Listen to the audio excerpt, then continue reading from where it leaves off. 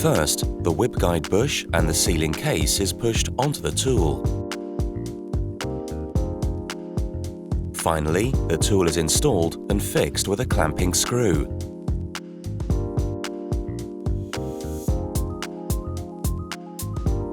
The whip guide bush is fitted to the steady rest. Then the tool moves into the swath box and the sealing case is fitted.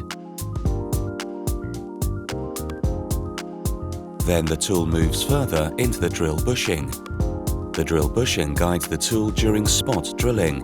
A pilot hole is therefore unnecessary. The workpiece is pressed against the drill bushing.